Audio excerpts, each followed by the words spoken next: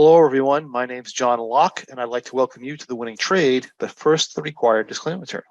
This presentation is given for educational purposes only. We're not broker-dealers or financial advisors, and I'm not making any specific trade recommendations. Also, please be aware that your risk in trading options is substantial, and please make sure you are aware of all your risks prior to placing any trades. Also note that this particular webinar includes hypothetical computer-simulated trades. They're believed to be as accurately represented as possible, keeping in mind that live results can vary from simulated results for many different reasons. If this is your first experience with us, my name is John Locke. I'm a trading performance, success, and financial freedom coach with Locke in Your Success LLC, also lockeinyoursuccess.com, where myself and my team of mentors are here to help you win in the markets and in the life as well. And today, I'm here to take you into the realm to explore the many benefits of high probability options trading. Now, high probability options trading, also known as income trading, is where we utilize the passage of time through specific complex options strategies in order to make money rather than depending on price movement alone. This means that we can often make money whether the market goes up, down, or sideways. It also means we can often make money if we're wrong on direction, which is really cool. Now, that doesn't mean we're going to win all the time, but it does mean we're much more likely to win than if we were depending solely on price movement in order to be profitable. So today, I'm going to share with you one of the option strategies that we've been trading since approximately 2006, and it's called the Bearish Butterfly. And it's one of the 12 strategies that we cover in our options trading for income webinars, where we track this and 11 other positions as they unfold during each market cycle. So the Bearish Butterfly is an income strategy that we trade on the Russell 2000. At its minimum size would require $5,000 per trade.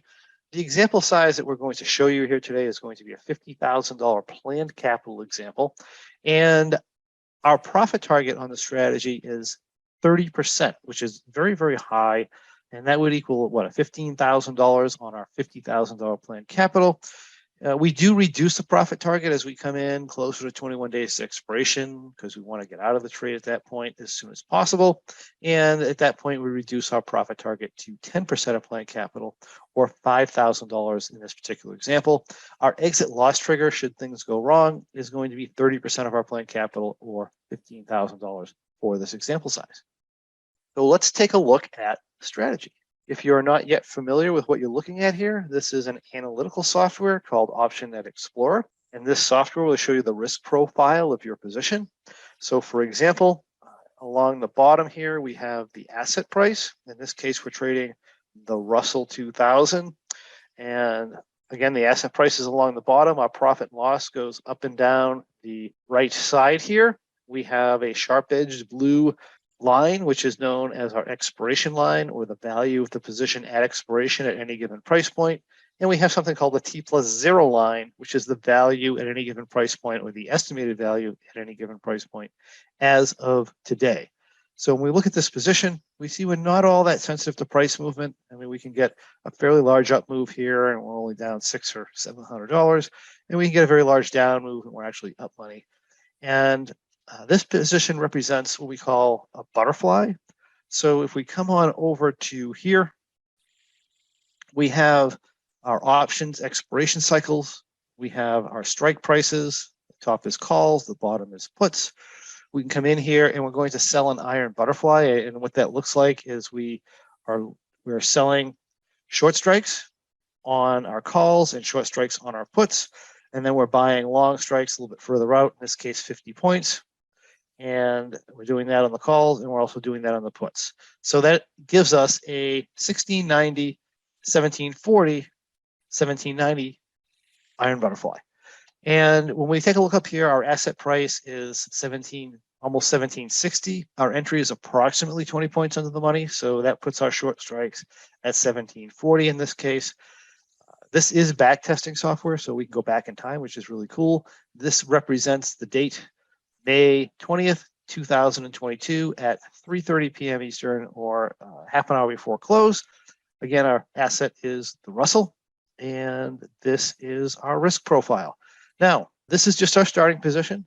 What this strategy does is it essentially has what we call a reference point. In this case, it's going to be our short strikes, which is 1740. We're going to add to the position when we get up to 1780 for an asset price. We'll throw in another set of iron butterflies here at 1760. We get to 1800, we're throwing in another set of iron butterflies at 1780. And then if the market continues up, we have a rolling process that we follow, dependent on price points and various other factors. And then to the downside here, if we get too much trouble with the downside, we'll pick this position up, we'll close it, typically at a profit, roll it back, start over again. So that's our general plan here. Again, our risk numbers are $15,000 exit loss trigger where we want to exit the trade, and then also a profit target of $15,000 earlier or $5,000 if we have to go in towards our expiration date. So let's take a look at how this went. And I'm just going to go from adjustment to adjustment, because if we take a look at the price chart here, you see the market's been down a lot. And during this cycle, we had a very large up move.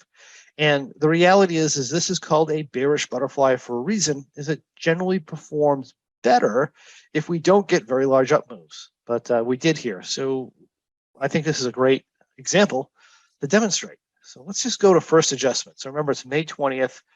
And if we go 5 days here, what ends up happening is the asset price goes up. We also get a crush in the T+0 line. And that does happen from time to time. It's when implied volatility doesn't react as it should. So this we call T+0 line on the analytical graph.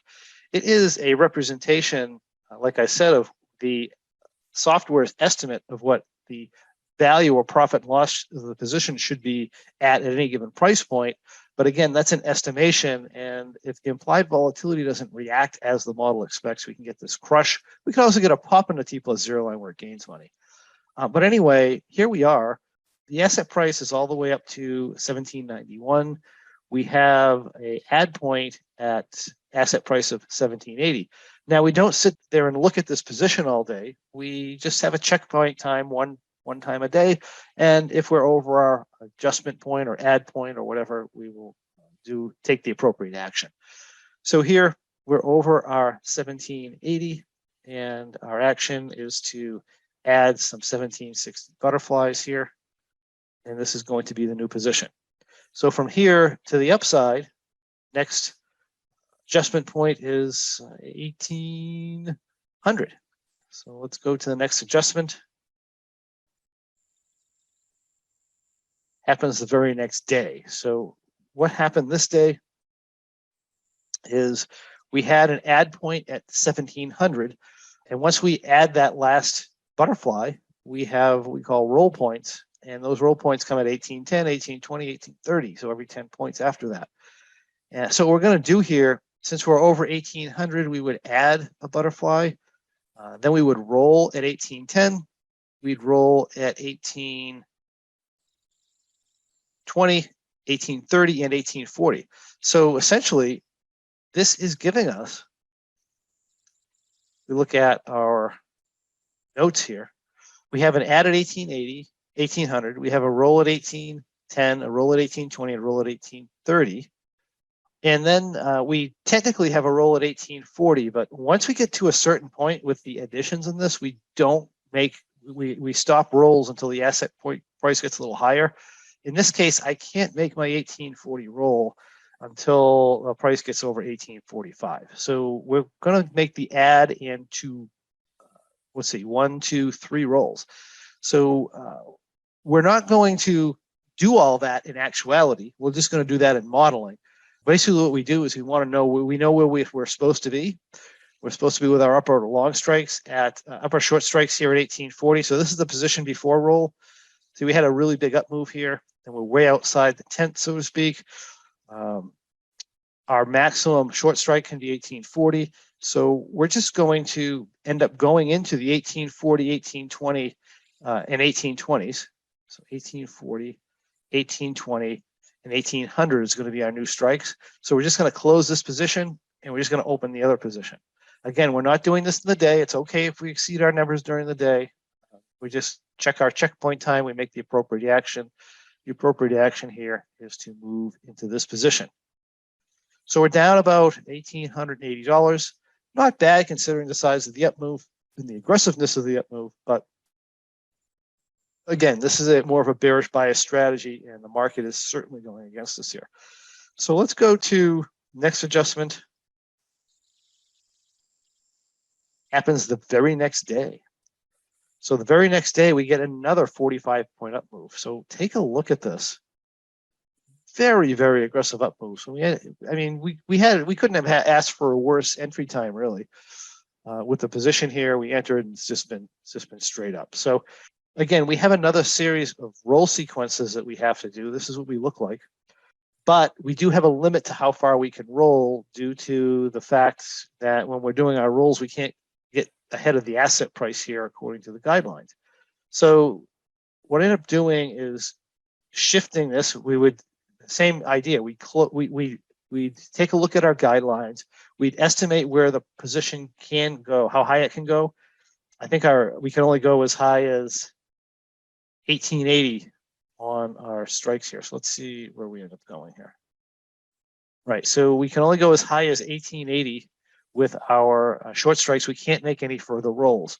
That being the case, we just close the previous position. We jump into 1880, 1860, 1840 butterflies. Now, these don't usually require adjustment every day for 3 days. That's very uncommon, but like I said, we get a very large up move in the asset price that can happen, and that's one of these cases.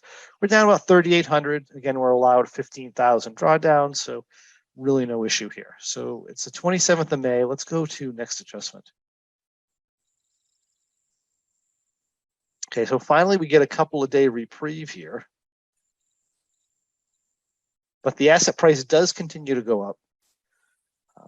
Once the asset price gets up over 1885, we can make another roll. We're at 1891. So what we end up doing here is we end up taking off our lower butterfly and rolling it higher. New position has short strikes at 1900, 1880, 1870. So that was just taking one butterfly and moving it. And here is our new position. We can't make another up adjustment until 1905. So let's see where this goes here. It's June 2nd. Next adjustment is June 7th, where again, asset just keeps going up like crazy. At this point here, we're over 1905. So I'm allowed to take my 1860s up into 1920. And we'll do that. And we do that in both the calls and the puts. So now our new position is 3 sets of iron butterflies, 1920, 1900, 1880. Cannot make another adjustment until we're up over 1925. Again, price chart, very, very aggressive up move here. And let's go to next adjustment.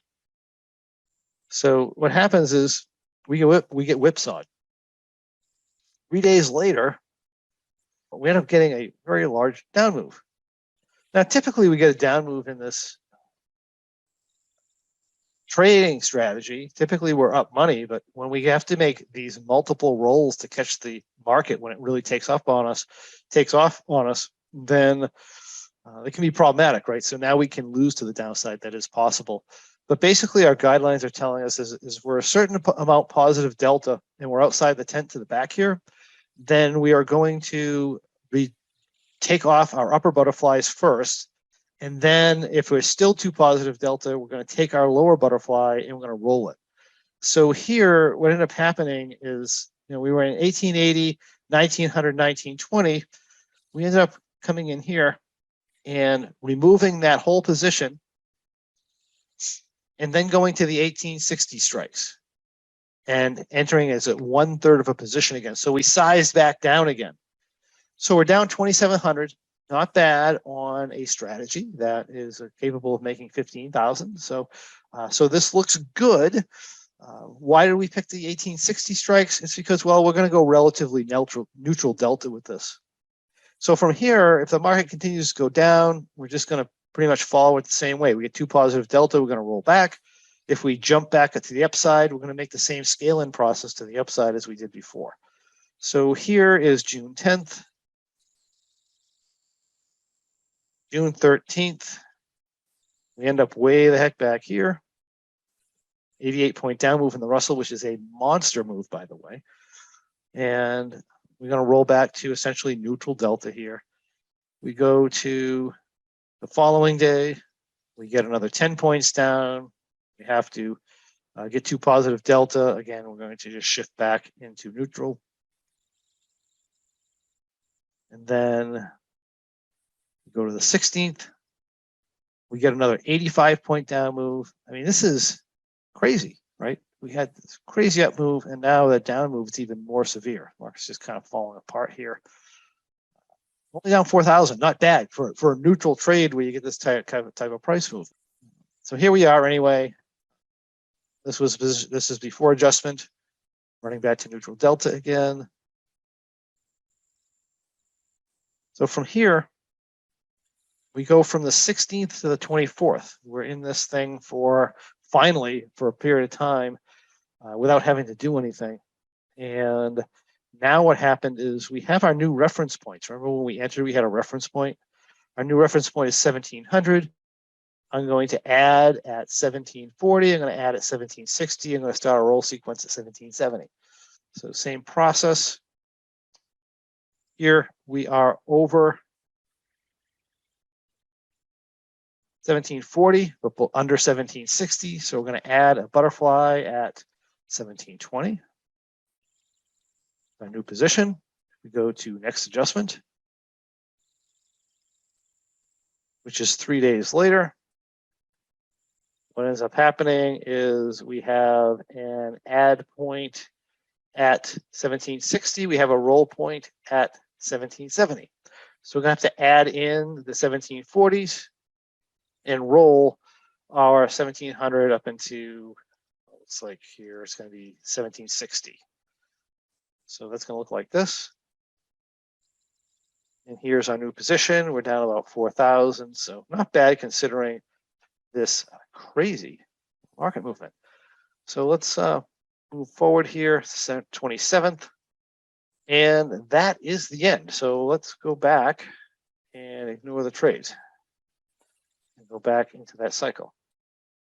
So this is what happened. In the meantime, last adjustment here, if you look at T-log, was at 627. We came in till 606, so 9 days. And this is the advantage of being close to expiration sometimes too. You can gain money really, really fast in the position. And over those 9 days, we gained a lot of value. And as of, as a matter of fact, just in the past day, we gained a lot because the previous day before this was on the 5th. This is what we look like. We are up $4,600. So we're almost at profit target here. We check this again once a day. So we wouldn't come in here and analyze this again until the 6th at 1530. If we do that, we let it sit till 1530 here. We end up about almost $8,000 here. We're over our reduced profit target. So we exit the trade and we're done for the cycle. It was an extremely challenging trade with a lot of price movement, but finally the market calmed down a little bit. We're able to realize our profits and move on to the next cycle, which looks like this at this point. And we go ahead and we do the same process again. So the results of that trade, let's see, we had a profit of $7,869.97 on $50,000 planned capital. That is approximately 15.7%. And if we take a look at the trade, the maximum amount of capital we actually had in the trade was around 28,000. So that gives us approximately 28% return on our actual capital. So fantastic, fantastic trade. It was well worth the work. And that is the Bearish Butterfly, this episode's winning trade. If you love what you see, and who wouldn't, we invite you to come on over to lockinyoursuccess.com. That's LOCKE in yoursuccess.com, and discover how you too can follow along with this and many other great option strategies as they unfold during our weekly options trading for income webinars that we have for our Go members every Monday morning. Also, be sure to check out thewinningtrade.com. That's thewinningtrade.com, and learn about upcoming winning trade presentations and receive access to free bonus material. And while you're there, be sure to check out our free trading performance podcast, where you can learn to skyrocket your trading results regardless of the type of trading you do. you have any questions, comments, or anything else you'd like to see on the next winning trade, please comment in the comments below. We love to have your comments and answer your comments, so much so that I'll make sure I answer them for you personally. Thank you for joining me. I look forward to seeing you on the next winning trade.